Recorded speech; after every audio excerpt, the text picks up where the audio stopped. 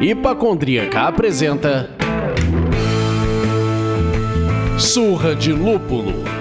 Oi pessoal, bom dia, boa tarde, boa noite. Eu sou Ludmilla, mais conhecida no Instagram como Hipacondríaca. E no programa de hoje, meus amigos, nós vamos falar sobre um tema que acende os corações mais fervorosos dos bebedores de cervejas artesanais. O papo é sobre puro malte. O número do episódio de hoje combina com treta, inclusive, já que estamos no episódio 171. É o estelionatário dos episódios. Para nos ajudar a desvendar todos esses perigos, estamos com Henrique Boaventura, que é podcaster no Braçagem Forte, cervejeiro caseiro nível hard, juiz BJCP nível nacional. O cara é foda, o cara é fora.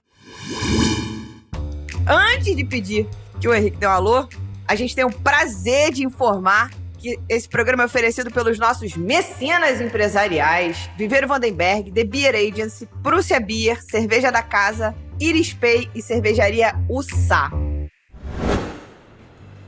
Agora sim, Henrique, dá um alô pra galera reconhecer a sua voz. Alô, Loite, Henrique Boaventura, e eu vou dizer que tem coisa muito pior na cerveja do que milho. Muito pior. Eita, nós! E eu sou o Leandro, mas hoje vocês podem me chamar do Zé Milinho. Pode me chamar de Zé Milinho, não tem problema nenhum. E vem cá, como é que vai ser hoje, hein? Que a gente normalmente bate esse papo tomando uma cerveja. Mas, para você que está nos ouvindo, não faz ideia do esforço que é levar conteúdo para vocês. A gravação começou antes do horário comercial regular. Então, o que você tá bebendo aí, Henrique? Eu tô tomando... Nas últimas vezes foi assim, né? Com um oferecimento da Dude Coffee. Tô tomando a edição do mês aqui do café da Dude Coffee. Você deveria estar pagando nós. Né? Viu, Josi? Fica a dica. Surra e braçagem forte. E braçagem forte e surra, tipo. Tem que espalhar dinheiros nos podcasts. Total. E você, Lud, o que você tá bebendo aí? Então, eu tô bebendo água. Rolaria uma lágrima em mim agora. Era pra eu estar tomando um cafezinho da Dude, que está pronto na minha cozinha em casa, meus amigos. Mas eu tô gravando do escritório e eu esqueci essa caceta lá. Mas tá tudo bem. Tô calma. Não tô nervosa. Tá em paz. Ainda tá calma. Ainda não tá nervosa. E você, Zé Milinho, tá bebendo o quê? Eu tô bebendo um café também da Pilão Coffee. Um Pilão Coffee. Famoso veneninho. Paga nós, Pilão. Você faz um veneninho que, porra, ganha muito mais do que várias outras. Você tem muito dinheiro de marketing. Joga pra cá um pouquinho. Um cascalhinho. Pois é, né? Na verdade, eu acho que essa é a terceira vez que a gente grava com o Henrique de manhã, né? O Henrique sempre fazendo isso com a gente, né, cara? Olha só. O Henrique, cara, o Henrique não é pessoa boa, não. Esse negócio, depois que o Henrique foi se esconder da civilização, ele acorda mais perto do leste, mais perto do leste. Então o sol nasce mais cedo, cara. O cara resolve começar, acorda com as galinhas, sabe? Boi mugindo. Mas vocês estão aproveitando o meu melhor horário.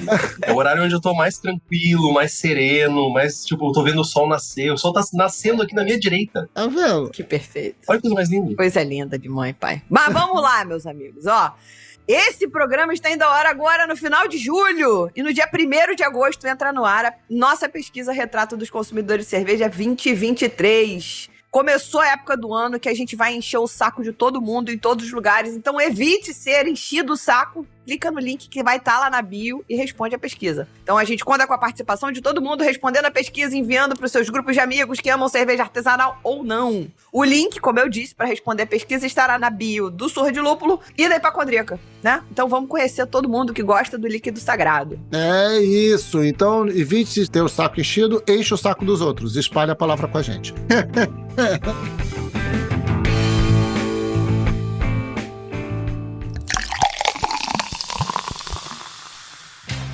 E se você é fã do conteúdo que a gente produz por aqui, se você dá aquela risada com as piadas que fazemos, se você se emociona nas tretas que debatemos, se você aprende alguma coisa aqui, vire um mecenas do Surra de Lúpulo por meio do site apoia.se/Surra de Lúpulo e escolha o apoio que cabe no seu bolso. Parte de 5. Já passou na loja do Surra de Lúpulo, visto que você escuta. Tenho certeza que temos uma estampa que é a sua cara. Acesse loja.surradelúpulo.com.br e compre a sua. Enviamos para todo o Brasil. Ah, Não pode apoiar com grana agora, sem problemas. Ajude a gente a chegar mais longe. Basta enviar o link desse episódio para um amigo que gosta de cerveja artesanal ou compartilhar nas suas redes sociais marcando a gente.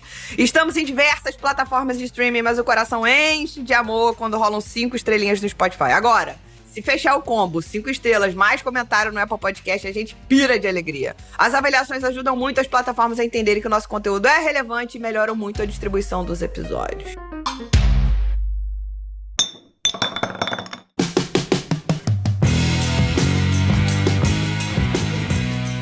Vai, filhote de cusqueré do mimimilho da minha vida. Vambora, Rick, entrar com o pé na porta. Puro malte é garantia de qualidade ou é puro marketing? Justifique e descreva na sua resposta. Em quantas linhas, nobre professor? No mínimo de 5. Eu só queria deixar registrado... Começou o disclaimer. O quanto você poderia ter usado o apelido de estelionatário da cerveja, já que o episódio é 171, né? Total. Mas eu acho que combina mais o Zé Milinho. Vamos se estragar, então? Vamos lá, sem disclaimers. Puro malte. Certamente o puro malte, que está estampado em inúmeros rótulos e em propagandas muitas vezes duvidosas, né, de cerveja, é marketing, basicamente. A gente está falando de uma definição marqueteira. Tem algum sentido falar que ela é puro malte? Pouca coisa, realmente, além de que, a gente não está usando milho ou adjuntos nessa cerveja. Mas estampar isso em rótulo é marketing, basicamente. As cervejarias, elas podem, e muitas vezes elas conseguem, fazer cervejas terríveis, com gosto de morte. Cerveja que você não daria nem para o seu ralo. Fazendo cervejas com puro malte, sem usar nenhum adjunto, fazendo só cervejas com malte de cevada, por exemplo. E por outro lado, também tem cervejarias que podem usar 1000 adjuntos, e hoje em dia é uma prática comum usar adjuntos, e produzir uma cerveja premiada, uma cerveja de classe mundial. Então, a questão maior aqui é que o mercado ele construiu essa visão de que o puro malte ele é necessariamente um sinônimo de qualidade para poder vender um produto premium, um produto com valor agregado, né? E cobrar mais por isso. Apesar de que esse valor, a gente não, olhando para a cena artesanal hoje em dia, quando a gente fala em valor agregado, a gente está falando de cervejas beirando 3 dígitos. Mas quando a gente está falando do mercado de massa, a gente está falando de centavos mais cara, que ainda assim influencia no poder de compra das pessoas, né? Então, isso fica muito refletido naquela questão. Quem não tem aquele parente que diz, hoje vou esbanjar e vou tomar uma puro malte? Eu sei, meu pai falava isso direto, assim, não, hoje eu vou tomar uma Serra Malte. Hoje eu vou quebrar a banca. É uma parada de marketing, assim, sabe? É uma parada tipo, eu estou convencendo as pessoas de que isso aqui é um produto melhor por ele ser puro malte. Quando, na verdade, ele simplesmente é uma variação de um produto que não tem adjunto, no caso. É isso. Pois é, meus amigos. Pronto, acabou o programa. It's not the world. Tchau, obrigada. Now the world don't move to the beat of just one drum. Você não queria uma resposta tipo assim, depende. Não. Depende, deixa eu passagem forte. Não dá. Mas faz sentido isso, né? Gente, sabe o que é mais maravilhoso? É que as pessoas, elas vão dando umas escaladas, entendeu? Porque puro malte virou tipo time de futebol, velho. Porra, o meu time é Vasco. Sinto muito. Como se fosse... Eu gosto de milho, então. Aí o time do outro é Flamengo. Aí ele gosta de cerveja low carb. É o time... As pessoas ficam defendendo essas cacetas, entendeu? Como se fosse a última coisa da vida. Agora entraram na pira do... Você está tomando cerveja de milho e se ele for transgênico? E a soja transgênica? E o milho transgênico? Você não sabe, vai dar câncer. Aí começou, né, cara? Da onde veio essa maluquinha, cara? A vida dá câncer. A vida dá câncer. O milho é transgênico desde 1900 e... Antes de 1900 ele já era transgênico. Eu acho que o milho nunca foi selvagem na vida. Nunca foi natural. Que bicho esquisito. No momento que cruzou a fronteira do México ali para os Estados Unidos, já começou a ser adaptado. Já era transgênico. Aí tem aquela coisa que a gente já falou aqui no programa, em outras edições que você pode voltar e ouvir, que é... O marketing ele sempre precisa trazer algum ativo, né, alguma qualificação que o diferencie dos outros, que facilite essa leitura. O problema é que hoje em dia o puro malte já não é mais uma diferenciação nem de marketing. Tem tanto puro malte escrito em embalagem que eu estou ansioso para saber qual vai ser a próxima da indústria. Sabe? Que assim, daqui a pouco vai ter que ter uma cerveja com uma nova classificação puro malte, 5 estrelinhas, 4 raios de sol sabe? Assim, alguma coisa que vai criar um novo degrau de diferenciação. Porque agora você tem muita oferta de puro malte. Então, mas você não tem a dúvida que vai ter. Não precisa, tipo, Vai ter. Isso existe. Água de agudos. Exato. Puro malte e água de agudos. Exatamente. Não, Brasil, não! Mas eu acho que hoje em dia a nova onda do puro malte é a low carb. Estampar no rótulo que é low carb é a nova onda do puro malte. Tipo, o diferencial, nos Estados Unidos isso já manda muito, porque as light lagers, o consumo delas é muito maior do que as lagers, justamente por serem vendidas como uma cerveja com menos caloria, que tu pode beber em mais quantidade sem ficar cheio, né? Eu apostaria nisso. Entendi. Tá certo. Fica aqui guardada essa informação, né? Pra gente ver no futuro. Pode ser as funcionais, né? Pai Henrique das previsões. Vamos aí, eu acho que é legal a gente conectar esse assunto. Então vamos falar um bocadinho sobre a lei da pureza alemã para os nossos ouvintes. Primeiro, para contextualizar eles sobre a lei da pureza alemã, você como bom apreciador da escola alemã. E até que ponto você acha que a lei da pureza alemã contribuiu nessa confusão sobre qualidade versus ingrediente? Acho que tem sentido a gente fazer essa conexão, senhor? Uma boa pergunta. Começando pelo princípio, né? Obrigada. Mas eu sempre espero isso de você, Lud. Muito obrigada. Em alemão, né, a lei da pureza, ela se chama Reinheitsgebot. Ela foi um conjunto, né, de normas regulativas que tanto o processo de fabricação da cerveja quanto de comercialização da cerveja. Foi estabelecido lá em 1516 pelo Duque da Bavária, lá, o Wilhelm IV. Ela não é a primeira lei alemã de regularização de cerveja. Já existiam, algumas décadas antes da Reinheitsgebot, já existia leis que regulamentavam a produção e a venda de cerveja. Mas essa ficou mais famosa porque ela foi adotada em toda a Baviera, enfim, cada um pronuncia de um jeito. E ela ficou famosa porque basicamente isso, ela teve mais amplitude na aplicação das suas leis dentro do território, bem entre aspas aqui, alemão, porque nessa época a gente está falando de um monte de feudos, um monte de reinados e não necessariamente de uma unidade federativa Alemanha como a gente tem hoje em dia, que é fruto do último século, se tanto, né? Então, os dois primeiros itens dessa lei, eles nem falam sobre produção de cerveja, eles falam sobre valores, sobre como cobrar por cerveja, de acordo com a época do ano. Então, já começa por aí. Já não é uma parada de tipo, qualidade. As duas primeiras leis é sobre dinheiro. A gente tá falando de capital já. O terceiro, que é o mais famoso, que é o mais conhecido por todo mundo, que fala que tu só pode usar malte de cevada, lúpulo e água para fazer cerveja. Existia ainda, né, nessa regulamentação, na verdade, um quarto item que falava que o duque tinha o poder de revogar qualquer uma dessas leis anteriores a seu bel prazer, mas era só para garantir que ele poderia alterar o mercado conforme fosse necessário ou conforme grãos faltassem, alguma coisa do gênero, né? E uma coisa que é mega importante é que essa lei ela não tinha levedura inicialmente. A gente falou só de 3 ingredientes, né? E são 4. Mas tem um mito que é difundido no meio cervejeiro de que os cervejeiros daquela época não conheciam levedura. Não, na verdade, eles conheciam muito a levedura. Eles sabiam que tinha um ingrediente extra ali na equação. Eles não poderiam não ter microscópio para poder fazer, sabe, contagem de células, tudo isso. Mas eles sabiam que tinha alguma coisa que gerava que não existia no início e que tinha no fim. Só que, como o Matthias Trunk, que é o cervejeiro da Schlenkerla, falou numa entrevista, quando a gente fala da Reinheitsgebot, a gente está falando somente de ingredientes que ficam na cerveja. E a levedura, no caso, ela é removida lá no processo de lagering. Por isso que, inicialmente, só tinha 3 ingredientes. Olha só. Sobre a questão de qualidade, então, voltando lá para a segunda pergunta da qualidade, eu acho que se criou muito esse mito porque essa lei, ela existiu como se fosse uma garantia de qualidade da cerveja que estava sendo servida. Ela, em tese, né? A gente avalia hoje em dia dessa forma.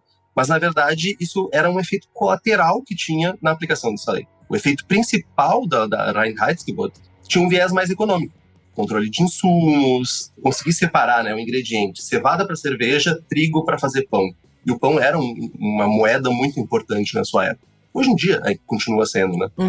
Então, tinha essa questão. Lógico, essa regra era só lá do portão para fora do castelo lá do duque, porque ele permitia uma família específica lá, Wittelsbach, de fazer a Weissbier, que era com trigo. Mas, né, quem nunca... Olha onde nós vivemos, né? Leis foram feitas para serem dobradas. Um adendo o programa 113 do Braçagem Forte, ele dá uma aprofundada bem grande sobre Reinheitsgebot. Eu dei só uma pinceladinha aqui. Mas, não. A lei da pureza, ela é comercial também. Ela tem outro viés, não somente de qualidade. Não, total. Eu entendi, então, eu aprendi que aquele mito que existe também, que só no Brasil existe o lance da lei que pega ou não pega, na Alemanha também tem isso, né? Que pelo menos a Reichsgebot aí pegou. Foi uma lei que pegou durante um tempo. Foi uma lei que rolou, pegou. Porque era isso, né? Era uma lei que eu entendi o ponto e achei legal que a qualidade que veio depois foi uma consequência de ter o processo restrito, pensado em questões econômicas, em questões de produção. Só que assim, de tanto você repetir o processo, você começa a melhorar o processo. Naturalmente, isso vai acontecer. Então a qualidade é realmente uma consequência, não é um plano original. Exatamente. Né? Tal qual por um malte.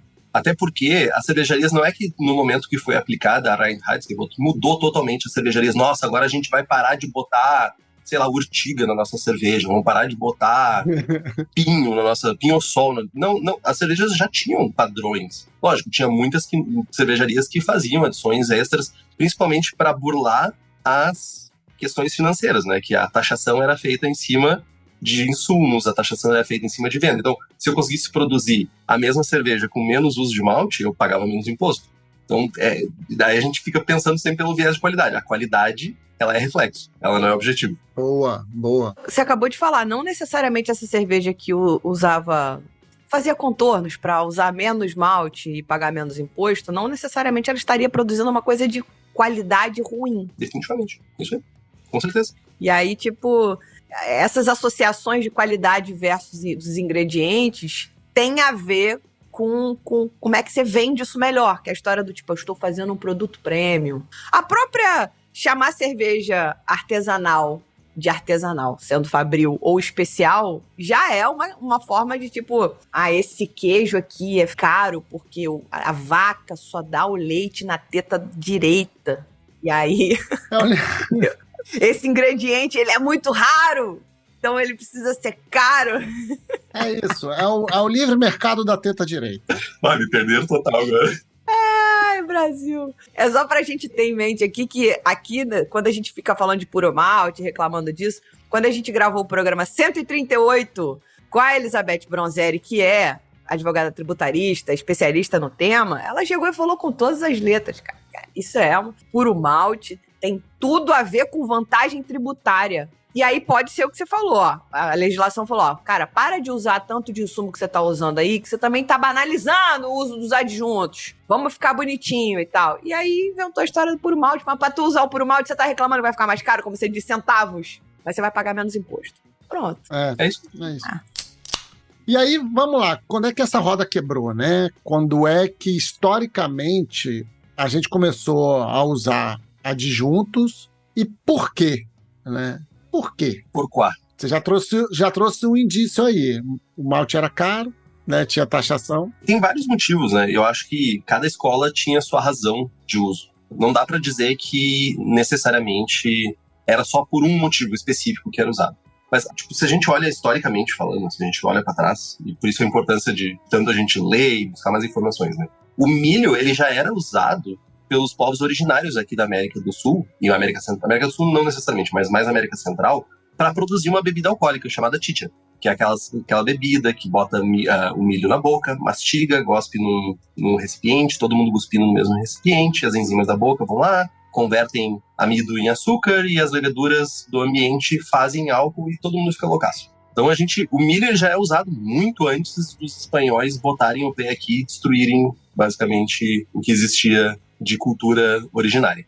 Mas no mundo da cerveja, voltando para o mundo da cerveja, né, cada escola começou a usar por uma razão distinta, né? Por isso que não é um motivo só. Se a gente olha, por exemplo, para a escola norte-americana, uma escola altamente influenciada inicialmente, olha só, hoje em dia é tão diferente, né? Mas altamente influenciada pelas imigrações de famílias alemãs e de outras famílias europeias, tanto o milho quanto o arroz, ele era usado para diminuir, a cevada que era produzida na parte norte da América, é uma cevada mais áspera, por assim dizer, é uma cevada que o sabor dela é mais cru, tem um sabor mais... O termo é harsh, mas não consigo encontrar uma palavra melhor para ela. Mas é uma cevada mais difícil de lidar.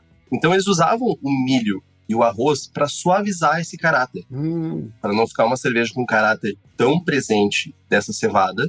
E também porque tanto o milho quanto o arroz, eles são cereais que eles aumentam a fermentabilidade do mosto e eles geram cervejas mais límpidas. Porque essa cevada que existia nos Estados Unidos era uma cevada que ela tinha um conteúdo proteico maior, que conteúdo proteico maior acaba resultando numa cerveja, se não fizer os devidos cuidados, acaba resultando numa cerveja turva. E com isso, o uso de milho e de arroz gerava uma cerveja mais clara, porque não tinha proteínas para gerar turbidez.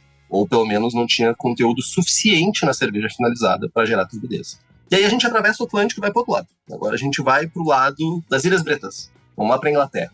O milho lá já era usado pelo que a gente estava falando inicialmente, para dar desdobre. Para pegar e fazer dar uma malandragem ali, para basicamente diminuir o valor das taxas pagas e principalmente para lidar com escassez de insumos. Quando a gente fala de Inglaterra, principalmente, a Inglaterra é um dos países que esteve mais período em guerra. Isso gera escassez de insumos, isso principalmente aí entre guerras, aí, Primeira Guerra Mundial, Segunda Guerra Mundial, a Inglaterra ela tinha restrição de insumos para serem usados localmente. As cervejarias tinham cervejas de teor alcoólico 5%, 4%. No período entre guerra, esse teor alcoólico caiu para 2%, para vocês terem ideia. Eles começaram a fazer o uso de adjuntos para tentar aumentar esse teor alcoólico sem necessariamente usar grãos que estavam sendo usados no esforço de guerra para alimentar a população. Então, historicamente, a gente usa milho de maneiras diferentes para atingir objetivos diferentes. Total. Nossa, que legal isso, hein? Interessante. Olha só, rapaz. Muito interessante isso. Milho é solução. Gente, e a gente aqui demonizando o coitadinho. Nem foi culpa dele. Ele veio pra resolver um problema da aspereza, tá? Ele vem tipo um hidratante. Monange, sabor milho. Sabor milho. Milho Nívea. Exato. Ele vem pra tirar essa coisa da turbidez. Então ele vem pra melhorar, pelo menos a cara da cerveja. E aí tem essa outra comparação que você fez sobre países que estavam em guerra e que tinham guardar, entre aspas, né, insumos para outra finalidade e manter a produção da cerveja. É muito louco. Gente, o conhecimento é um negócio muito maluco. Muito perigoso. Muito maluco. Perigoso! O Pattinson tem livros muito legais falando sobre essa parte. Ele foca muito em história da cerveja. Ele fala bastante sobre essa parte de como a cerveja se adaptou aos períodos da humanidade, assim. Principalmente da história que a gente tem relatada, né? Então, um período aí entre guerras, períodos anteriores, é tudo baseado em mercado versus o que a gente pode prover pagando o mínimo possível de taxas e ganhando o máximo de dinheiro. É sempre assim. Que legal. No final das contas, a gente também aprende aqui nesse papo com o Henrique que o cervejeiro é um resiliente. Que pagando caro, ele busca um jeito de pagar barato. Sem insumos, em guerra, ele busca um jeito de continuar bebendo a cerveja dele. É um guerreirinho. É o meu guerreirinho. É isso aí. Sempre encontra um caminho. Para gerar tonturinha, sempre existe um caminho. No fundo, todo mundo quer ficar doidão. É isso.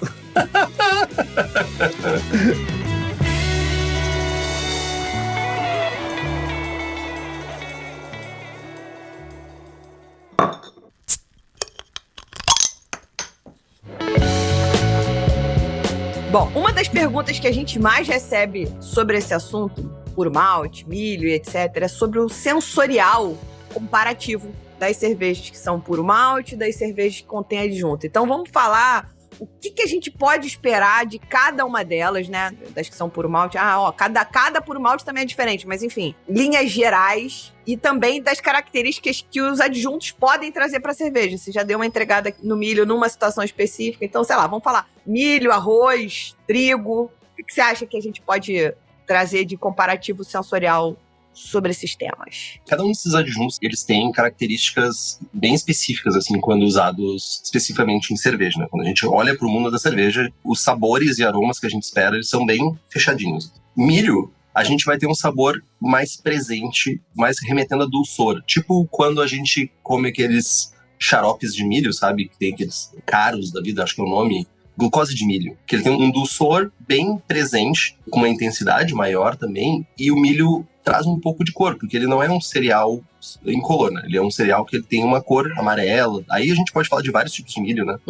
Principalmente na América Central, a gente tem aí uma centena de milhos diferentes. Milho morado, milho azul, tem literalmente centenas de variedades de milho. Já o arroz, ele tem um caráter bem neutro, ele contribui muito pouco com sabor e aroma. Uhum. E ele traz um dulçor muito, sabe, sutil pra cerveja. Uhum. E ele não vai ter contribuição de cor. Mas ele vai deixar a cerveja com aquela sensação, a gente chama de crisp, mas é aquela sensação de, sabe, quando tu terminou de beber, parece que tu não tomou nada. Assim, sabe? Ela ficou com, parece que tu não tem nenhum sabor residual na boca. Tomou, bebeu e não fica nenhum sabor na boca. Que geralmente as pessoas atribuem isso a um convidativo segundo gole. Entendi. Então, essa variedade é muito boa, principalmente quando a gente fala de arroz branco, né? A gente tem arroz parboilizado, arroz integral, que eles podem contribuir com outras características, mas, em geral, na indústria, a gente tá falando de arroz branco. Quando a gente fala desses arroz no plural... Acho que o plural é arrozes, mas também... Arrozes é uma palavra não bonita. Não bonita. Mas arrozes, tipo parbolizado ou integral, eles vão contribuir com um sabor mais amendoado e eles podem trazer um pouquinho de cor. Já o trigo, que também é um adjunto que a gente não tocou muito aqui, mas é um adjunto muito usado, por exemplo, na escola belga,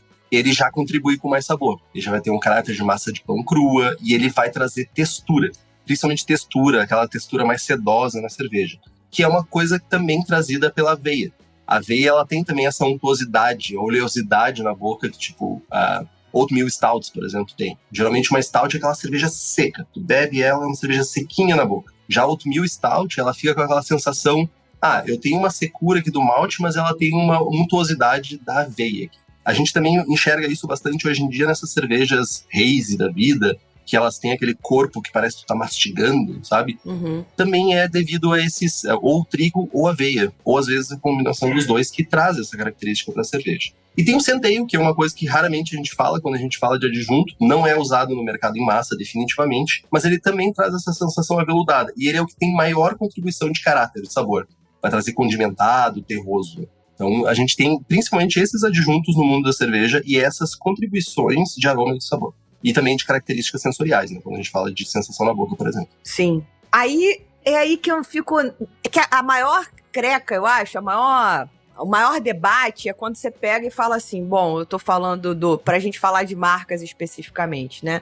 Tô falando de uma Heineken contra uma Brahma, né? Eu tô falando de uma cerveja puro malte contra uma cerveja que usa adjunto.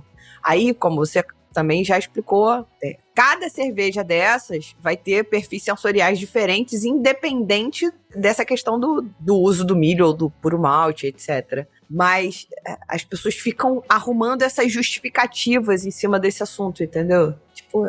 E aí não adianta, porque brameiro gosta de Brahma, e o povo da Heineken gosta de Heineken. E independente se tem milho, se tem arroz, se tem centeio, o que for, a galera não gosta, a galera que gosta de cervejas mais leves não gosta do amargor da Heineken. Já tem gente que acha a Heineken super amarga. Sim, eu dei o exemplo da Heineken, mas podia ter sido qualquer cerveja puro malte. Né? É isso. Mas eu acho que é um ótimo exemplo, Lud. Eu acho que é um ótimo exemplo, porque cai naquela coisa que a qualidade está na língua, né? Qualidade, sabor, a gente vai falar mais disso pra frente, né? Eu tô furando um pouquinho a pau. Mas sabor tá na língua, não tá no rótulo, puro malte. Mas, assim, eu imagino que vocês já tiveram a oportunidade de viajar para fora do país e tal. E talvez tiveram a oportunidade de consumir alguma coisa de cerveja que vocês têm acesso no Brasil, produzido no Brasil, versus a mesma cerveja produzida em outro lugar. E eu vou usar o exemplo da Heineken para sair do exemplo que a gente está falando aqui propositalmente. Uhum. A Heineken do Brasil, apesar de ser considerada amarga,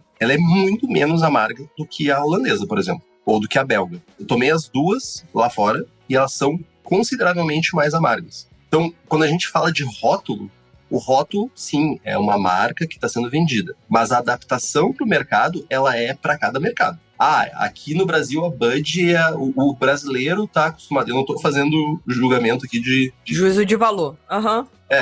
Não estou fazendo isso aqui. Não estou dizendo que é bom ou é ruim que você tome isso. Mas no Brasil, em geral, as pessoas estão acostumadas a beber cervejas com uma carbonatação X, com dulçor Y. E aí eu acho que elas se apoiam nessa premium, nesse rótulo premium, para conseguir se diferenciar. Pouquíssimas cervejas vão sair. Se tu pegar as de massa, Antártica, Brahma, Skol, se tu botar elas uma do lado da outra, muda muito, muito, muito pouco o caráter da cerveja. Elas são muito parecidas. É quase que uma escolha de rótulo, não é uma escolha de sabor. Já uma premium, a gente tá falando, agora tu vai comparar uma Skol, por exemplo, com uma Heineken. Ou vai comparar uma Skol com uma Stella. São cervejas drasticamente diferentes. Mas tu precisa justificar o porquê de comprar aquela e não comprar a cerveja baratinha. Uhum. Aí entra o premium. Meus amigos, estamos sendo manipulados o tempo inteiro. O tempo inteiro estamos sendo manipulados. É isso. É uma grande conspiração. Acabou o programa. Acabou. Vamos botar nosso chapéu de alumínio. É uma grande conspiração. E aí, vamos lá, eu acho que mais uma lenda, né? Mais uma coisa que a gente escuta bastante tem verdade naquela afirmação de que as cervejas que não são puro malte dão mais ressaca? Eu fico até cansado. A gente tem aquela sensação de... Eu já ouvi até... A cerveja ficou fermentando no meu estômago. Eu ouvi isso hoje. Ou cozinhando no meu estômago. Tal, sabe? Tem cabimento isso? Eu não conhecia esse termo, né? Tipo, hoje eu estava na minha aula de pilates. Eu sou uma pessoa idosa e eu preciso cuidar da minha coluna, né? E eu ouvi essa. Não, essa cerveja aí, ela me dá ela fermenta no estômago depois de um tempo. Então, eu vou tomar só outra cerveja, porque essa aqui me faz mal. Mas, assim, o que faz mal na cerveja? É cerveja mal feita. Tá? Isso é uma regra. Assim. Cervejas bem feitas, seja puro malte, seja não puro malte, seja puro adjunto, cervejas bem feitas, elas não deveriam fazer mal. A gente já falou isso em algum programa sobre mitos. Sim. Mas eu vou dar uma repetida básica aqui, que é um dos fatores que leva à ressaca ou essa sensação de se sentir mal pós beber é a intoxicação por acetaldeído, que basicamente é um subproduto de fermentação que naturalmente é reabsorvido lá no finalzinho da fermentação, com calma ele é reabsorvido, desde que a gente respeite o tempo da cerveja, desde que a gente respeite os processos. O que acontece? E eu não estou afirmando que isso acontece sempre, mas eventualmente, por que não acontecer? Cervejas de consumo em massa, elas têm, na sua grande maioria, uso de adjuntos, só que elas têm um ciclo de vida muito curto. Entre a produção e o consumo, a gente está falando de um ciclo muito curto. Muito, muito, muito curto. Às vezes não chega a uma semana desde a fábrica, ela está sendo vendida realmente num PDV. E a gente está focando em prazo de entrega e em venda, não necessariamente no melhor processo ou em fazer as coisas da maneira mais correta. E isso pode levar uma cerveja de massa, que tem uma produção cheia dos... Acreditem, cerveja em massa, ela tem muito mais processos do que uma cerveja artesanal. Porque eles estão visando lucro. Qualquer centavo que eles conseguirem economizar num processo, eles vão fazer isso. Uhum. Só que pensa o seguinte, sei lá, vamos pensar na festa do Boi Bumbá, vamos pensar no Carnaval do Rio de Janeiro, vamos pensar no Carnaval lá em, sei lá, Recife. As cervejarias, elas têm que abastecer de qualquer, sim ou sim, precisa abastecer esse mercado nessas festas, nesses momentos. Exato. Tem que ter cerveja lá. Se a pessoa que tá produzindo diz assim, olha, eu preciso de mais um dia, gente, pra ela ficar, no grau a cerveja. Ah, mas ela tá bebível? Tá. Joga. Vai. Só vai. Então, tem fator mercadológico que envolve, sempre tem um fator mercadológico. Mas, se a gente tiver uma cerveja que bem fermentada, com os processos sendo respeitados, sabe, o teu fígado não vai ficar pedindo clemência porque não vai ter acetaldeído no final das contas, tá? Mas, assim, tem uma outra coisa que a gente também precisa entender, que é quanto de cerveja essa pessoa tá bebendo? Aham! Ah, sem dúvida. Pra fazer mal. Vai chegar agora ele com o card da moderação? Isso é hora! Mas eu sou uma pessoa que, eu já faço o beba consciente, beba menos. Eu faço isso há muito tempo. Eu tomo uma cerveja, 2 cervejas. Mas, a pessoa vai lá e toma 12. Por período do dia. Tu toma 1, 2 por período do dia. Gostaria, mas já não me permite mais. Mas a pessoa vai lá e bebe 12 latas. Numa sessão, assim, sabe? 12 latas em um período muito curto. Em 3 horas, né? Num espaço muito curto de tempo. Tu tá intoxicando o teu organismo. Então, pode ser acetaldeído, mas também pode ser uma intoxicação alcoólica. Que tu tá, basicamente, sobrecarregando o teu fígado e vai gerar dor de cabeça. Então, tem um lado da cerveja que pode ter, sim, realmente. Mas também tem o lado da pessoa. Total. A gente ouviu exatamente essa colocação que você falou sobre a produção muito rápida para colocação de cerveja no mercado, quando a gente estava falando foi com a Débora Lenen, que a gente falou do Invase? Ou foi... Não me lembro agora. Eu também não tô lembrando quem foi. Mas estava falando especificamente do Carnaval na Bahia, que as pessoas não gostavam... A gente estava falando de Invase. Não gostavam de cerveja em lata. Era um preconceito na Bahia com cerveja em lata, por conta do Carnaval, que a sensação pode também ser só a sensação da pessoa, porque a grande empresa foi lá produzir uma porrada de cerveja pro Carnaval, em lata, em garrafa. E elas foram envasadas, aquele lote, ao mesmo tempo. Fosse lata, fosse garrafa, fosse barril. Posso estar falando besteira? Posso. Mas enfim, as pessoas olham para a lata e falam, não, lata é ruim. Sobretudo por conta desse período. Como você falou, não, eu tenho que produzir, eu tenho que, entre começar a produção e tá lá no bloco da Ivete, tem que 3 dias. Então é isso aí que acabou. Seja lata, seja garrafa. Esses momentos de grande consumo, eles mudam muito o paradigma das coisas, né? Eles mudam muito a percepção. Se eu não me engano, a campanha Redondo foi lançada no carnaval, perto de um carnaval. Então, o volume de consumo da Skol, a Skol ganha representatividade no Rio de Janeiro, porque não era, né? Rio de Janeiro era muito dominado por Antártica, era muito dominado por Brahma e tal. A Skol ganha território no Rio de Janeiro, junto a um momento de grande consumo, uma campanha muito bem elaborada, uma nova lata que caracterizava, né? Aí vem algumas lendas urbanas que eu particularmente nunca li estudo ou li material sério sobre isso, que a boca redonda aumenta o volume que vem por gole, então as pessoas bebiam mais rápido, que eles entregaram cerveja de melhor qualidade nessa época para trazer essa percepção de que era uma cerveja melhor, e depois eles voltaram para a linha de produção normal, sabe? Aí são várias lendas urbanas. Agora o capacete vem. Aí são várias lendas urbanas que sempre existiram. Mas o fato é, quando as pessoas têm um disparador, uma ocasião de consumo em grande volume, isso muda a percepção sobre aquilo. Porque é muita gente fazendo a mesma coisa ao mesmo tempo. Então, Copa, Carnaval, grandes eventos, né? Aí a gente pode pensar, hoje em dia no Brasil, até o Rock in Rio e o The Town, são momentos que a chave vira, que você pode usar este momento para virar uma chave. O caso Skol é um caso clássico, assim, perto do Carnaval do Rio de Janeiro, eles lançaram a campanha Redondo, isso facilitou muito, fez esteira. A era da pseudo-verdade. Fake news não é um negócio recente, né? Aí a parte da boquinha e da cerveja extra, eu acho que é muito lenda urbana. Fake news sempre existiu, gente. A gente só batizou ela desse jeito agora e a internet escalou de um jeito louco, né? Mas, enfim. Multiplicou. Mas, olha só, tipo, sabe quando tu come uma comida e aquela comida faz mal? Tipo assim, pode ser a tua comida favorita, mas tu vai lá e tu come ela e ela faz assim, ó, te deixa 2 dias reinando, entendam como vocês quiserem. Uhum. Naturalmente, por um tempo, pelo menos, tu cria uma resistência àquela comida, porque é psicológico isso, né? Tipo, olha, Sim. comi X, gerou Y, naturalmente eu não vou comer X. É sobrevivência. Sobrevivência total. Quais as chances de uma pessoa ter ido pra um carnaval, tomado 24 latas de uma Skol morna, ter feito mal aquilo, e a pessoa dizer, não, essa cerveja me fez mal, deixa cheio. Quantas pessoas, ao mesmo tempo, gerando essa informação de que isso me faz mal, mas as pessoas fizeram um consumo absurdo e não comeram nada e tomando sol na muleira e pulando loucamente ao som de uma música de qualidade duvidosa. E, tipo, isso gerar um registro ruim. Até porque não tem, tipo, é qualidade duvidosa. Porque se fosse ruim ia ser de Havana. Acho que cria isso também, sabe? Mas ao mesmo tempo, você falou um negócio que é interessante. A pessoa vai lá e come um negócio. Vou dar o meu exemplo. Eu descobri que eu tenho uma intolerância bizarra ao cominho. Sinto muito. E aí, comi uma empanada que tinha cominho. Enfim. Volta, Ludmilla, volta.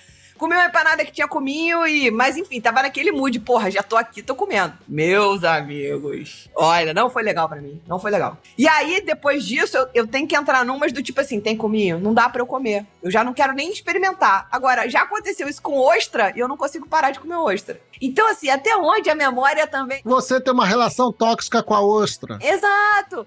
As pessoas têm uma relação tóxica com a cerveja, porque elas vão lá, tomam, se arrebentam inteiro. No dia seguinte, eu nunca mais vou beber. Daqui a 2 dias tá bebendo de novo. Nem 2 dias. Essa tua frase é muito boa, Lud. As pessoas têm uma relação tóxica com a cerveja. Sim, seja a cerveja que for. As pessoas têm essa relação. Pois é, não é culpa do pobre do milho, ou do puro malte, ou de porra nenhuma. A culpa é tua. E nem algo tá fermentando dentro de você, fique em paz. Esse fermentando é foda.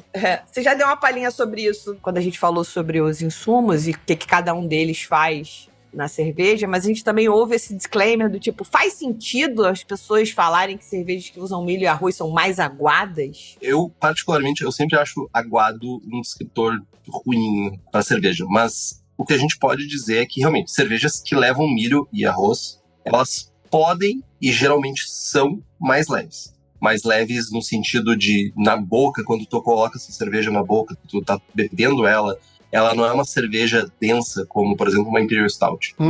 Se a gente for fazer um comparativo. Se a gente for botar cervejas em extremos, a gente fala uma Imperial Stout tem um corpo, ou hoje em dia uma Pastry Stout, aquelas receitas de bolo em latas. Tu tem uma cerveja que ela é muito densa, é uma cerveja que na boca é quase mastigável, parece que tu tá tomando um todinho. E no outro extremo, tu tem cervejas que geralmente, feitas com milho e arroz, elas têm um corpo mais leve. Então pensem nesses extremos. Então ela vai ter uma sensação na boca mais leve, geralmente ela vai ter um caráter de sabor mais leve, mas não necessariamente aguada, sabe? Tipo, essa sensação de estar tomando água, né? Tanto o arroz quanto o milho, eles são usados na cerveja como fonte de amido, que, tentando minimamente ser técnico aqui, o amido ele vai ser convertido em açúcares por algumas enzimas, e depois esses açúcares vão ser quebrados em açúcares menores, que vão ser consumidos pela levedura, vai gerar gás carbônico, que é as bolinhas da sua cerveja, e álcool. Então, quem faz isso é a levedura, né? Vai gerar o álcool, que é a tonturinha. Tanto o milho quanto o arroz, eles são mais, bem entre aspas, aqui, fermentáveis, fermentecíveis, sem se aprofundar muito, do que o malte. O malte, ele tem, malte de cevada principalmente, né? Ele tem açúcares que não vão ser fermentados pela levedura, pelo menos não por vias naturais, mas o milho e o arroz, ele vai ser muito mais fermentável do que o malte de cevada. Pelo menos em linhas gerais. Assim. Então, quando a gente tem menos açúcar residual na cerveja, a gente vai ter menos corpo, principalmente açúcares mais complexos, a gente vai ter menos corpo e uma cerveja com um corpo mais elevado, né? Quando a gente tem mais açúcar residual, corpo mais elevado, menos açúcar residual, corpo mais leve. Sensação mais leve na boca, pensando nos extremos. E esses cereais, principalmente o arroz, ele tem um caráter mais neutro, menos sabor. Isso é uma outra característica do arroz quando usado na cerveja. Sabor neutro. A gente pode falar de nome de cervejaria aqui, não tem nenhuma restrição. Principalmente as gigantes de massa japonesas, por exemplo, usam muito arroz. E eles têm, inclusive, algumas categorias diferenciadas para a cerveja que a gente tem aqui no lado ocidental. E essas cervejas, elas são cervejas muito neutras. Elas são muito pálidas em cor. O sabor é muito baixo. Justamente por causa disso. O uso de arroz em uma quantidade elevada, com o malte já com uma cor mais neutra, com uma cor mais baixa, né, mais clara, e um sabor mais neutro de malte, tu gera uma cerveja muito leve, muito parecida com água, mas não necessariamente aguada. Acho que as pessoas têm uma confusão com a nomenclatura, meus amigos. Você não se conhece, aí fica fazendo essa maluquice da nomenclatura, não sabe o que tá bebendo, né? Sabe dizer o que tá bebendo. E isso que essas pessoas, geralmente, que atribuem a cervejas aguadas, elas nem tomam essas Pastry Stout da vida. Imagina a pessoa tomando uma Pastry Stout pra achar que tá tomando um Nescauzinho. Porra. Todinho. Nesquik. Ativou a infância de todo mundo aqui agora, né? Neston. Tandy. Exato, total. Neston bebia muito. Paladar formado a Neston. Cara, agora me veio na cabeça rapidamente Mucilon. Caramba, Mucilon. Cara, Mucilon, pô. E Mucilon, da maneira que era feito lá em casa, era tipo... Acho que era água quente. Nossa, devia gerar uma pasta daí. Então, aí você botava num copo e a gente batia com aquilo ali, porque às vezes tava na rua, entendeu? Tinha o tanto de Mucilon, você chapava só água quente ali e chacoalhava pra aguentar o dia. Nossa, eu vou quebrar a banca, cara. Assim, eu vou causar trauma em todos os ouvintes, porque eu vou abrir minha receita de Neston que durou minha adolescência inteira. Anotem, crianças. Abra o coração. Meio litro de leite, 7 colheres de Neston, 4 de açúcar, 4 de Nescau. É uma Pastry Stout. Deixa fermentar. Leandro falando que eu não sabia fazer cerveja. À frente do seu tempo. Deixa fermentar. Era o meu mosto. Era o meu mostinho. Chocolate, lactose, o corpo tão denso quanto uma lata de tinta. Olha só, é uma Pastry Stout. Sem álcool. É isso aí. Se tu misturasse com vodka... Tá vendo? Não podia vender como cerveja. Não, era só deixar o mostinho lá trabalhando. Jogava uma levedura qualquer lá. Deixava o mostinho trabalhando. A levedura trabalhando com o mosto.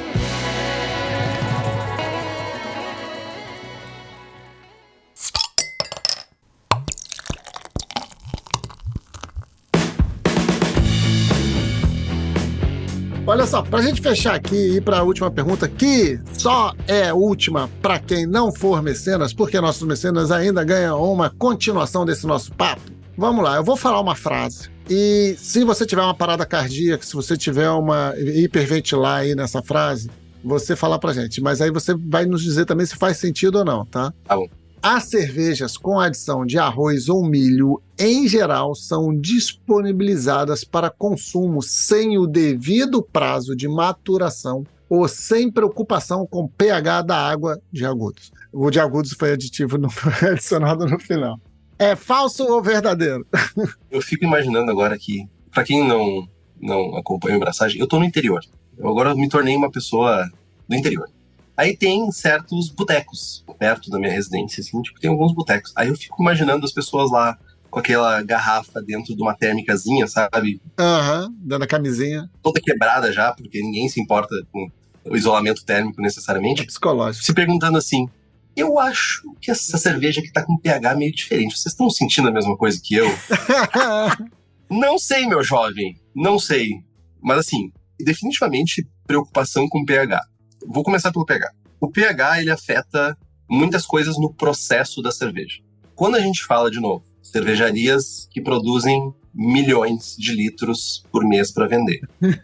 Se eu alterar o pH da água, eu posso impactar em eficiência do meu mosto, eficiência de produção de mosto. Eu posso atrapalhar a minha fermentação, tempo de fermentação, reprodução de células. Tem muita coisa no processo que atrapalharia ou diminuiria o ciclo de entrega da cerveja para cervejarias não se preocuparem. E, de novo, a gente está falando que, tipo, cervejarias de massa são as que mais têm processo. Mais têm processo, definitivamente. Eu diria que, pelo contrário, tem menos preocupação com o pH da água em cerveja artesanal do que em cerveja de massa. Polêmica, beijo pra vocês. Me odeio, não tô nem aí. Mas a gente falou um pouco sobre isso, né? Sobre a questão da produção em massa versus o arroz e o milho. São as cervejas mais vendidas do Brasil. Se em algum momento as cervejarias não, cuidarem do seu processo por N motivo, seja comercial, ou seja, sei lá o que for o rolê, onde é que vai impactar? Nas cervejas de milho e de arroz. Mas não necessariamente as cervejas de milho e arroz são disponibilizadas sem a maturação correta. Mas, eventualmente, por elas serem a grande maioria do mercado, se tiver algum problema, vai ser com elas, necessariamente. Porque elas são as mais vendidas, né? Mas, tipo assim, nenhuma empresa chega no tamanho de uma Bimbev, de uma SABMiller da vida, fazendo cerveja ruim. Ou fazendo cerveja sem se preocupar com maturação, ou sem se preocupar com pH. Então, a gente tá falando de números. Quanto mais eu vendo uma cerveja, mais chance eu tenho de aquela cerveja ter problemas. Porque ela, mesmo com milhões de processos, e tem aquela questão também, né? Tipo, saiu da cervejaria, a responsabilidade é de quem tá vendendo. Sim. Então, não faz muito sentido tu pensar, tipo, não, eu vou... Tá, tudo bem. A questão da maturação, pra mim, faz bastante sentido. Eu vou encurtar em um dia porque eu tenho que botar essa cerveja lá no frevo. Tem que sair. Tem que sair. Tipo assim, gente, não, mas tá lá, vou ser extremamente caricato aqui, mas tá a pessoa que faz cerveja lá com um avental, com uma roupa lá toda de fazer cerveja, como se existisse isso. Um chapéu de cervejeiro. Chapéu de cervejeiro, com uma pá na mão. Pá na mão é bom, um escritor. Tá lá a pessoa com uma pá na mão e diz assim, gente, mais um diazinho aqui pra mim, beleza? Não vai ter frevo se não tiver cerveja. Quem é que ganha? É o departamento de venda ou é uma pessoa cervejeira lá com uma pazinha na mão dizendo, gente, precisa maturar mais um pouquinho? Meus amigos, o capitalismo venceu. Mas eu acho que sobre o pH também a gente tem que pensar o seguinte, né? Um bom pH diz aí que é de 5 a 6, 5 a 7, mas, por exemplo, o Diego tá fazendo cerveja com de 0 a 2 há muito tempo. 0? E tá tudo bem. Ácida pra caralho. A cerveja geralmente chega aí as cervejas comuns, elas vão chegar num pH de 4.3, 4.2, 4.4, aí, tipo 4.5, 4.2. Esse é o pH mais ou menos comum entre as cervejas. Cervejas ácidas, a gente tá falando de pH de 2.8 até 3.5, por exemplo, que é as do Diego. Abraço, Diego, falando isso. Tô aqui fazendo podcast novo. Pra Bia também. Mas, de novo, a preocupação existe. Mas não necessariamente, tipo, vou chegar e dizer assim, hoje eu não vou tratar água. Hoje eu vou fazer cerveja à moda caralho aqui. Vou fazer de qualquer jeito. Colhi essa água lá em Agudos, ela não precisa de tratamento. Caiu água da chuva aqui, gente. Vamos aproveitar isso aqui um pouquinho hoje. Vamos fazer uma cerveja diferente. Ninguém fala isso, ninguém vai fazer isso. Ninguém vai deixar de fazer um processo. E não só isso, tá? A gente tá achando que em fábricas tem um angulango que vai lá e coloca as coisas na cerveja. Gente, é máquina. É botãozinho que tu aperta e já faz o processo todo igual. É total um lango-lango. Até porque o lango-lango, ele só ia fazer assim, ó. É só soquinho. Lango-lango é soquinho, porra. Nada como estar com pessoas que entendem o que eu falo. Geralmente, quando eu falo com jovens, eu falo assim, não seja um lango-lango. Daí a pessoa fica olhando pra mim assim, oi? Mas o lango-lango é isso. Bonequinhos lango-lango. Não tiveram infância. O lango-lango... Eu não apenas sei o que você tá falando, como eu me lembro do lango-lango. Maravilhoso.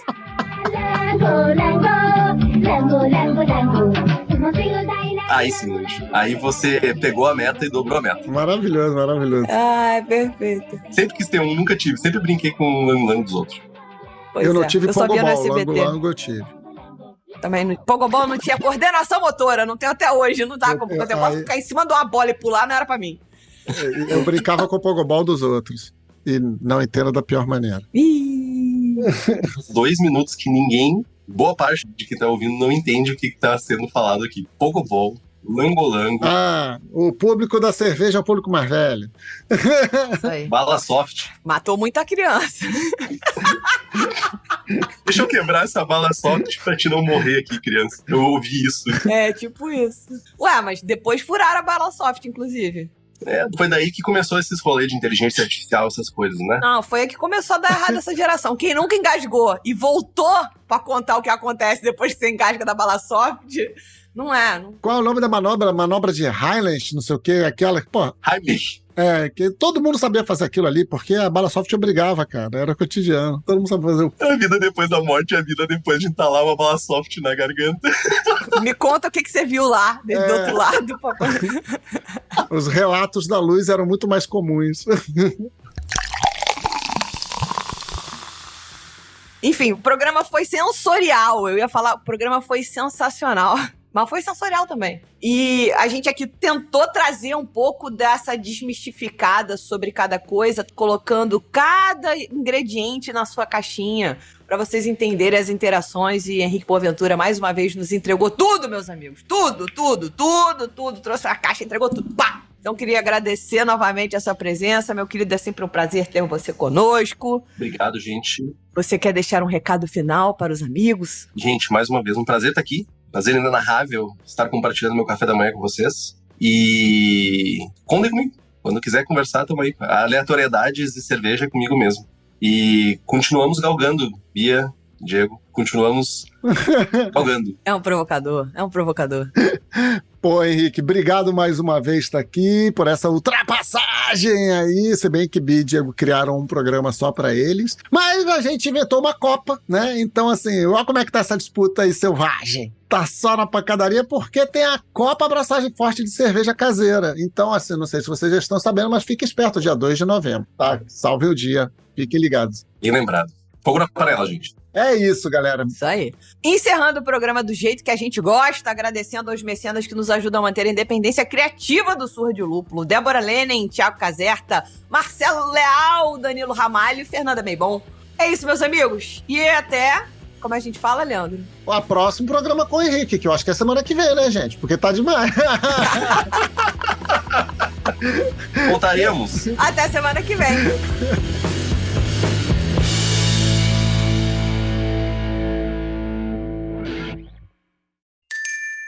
Beba menos, beba melhor. Beba com moderação.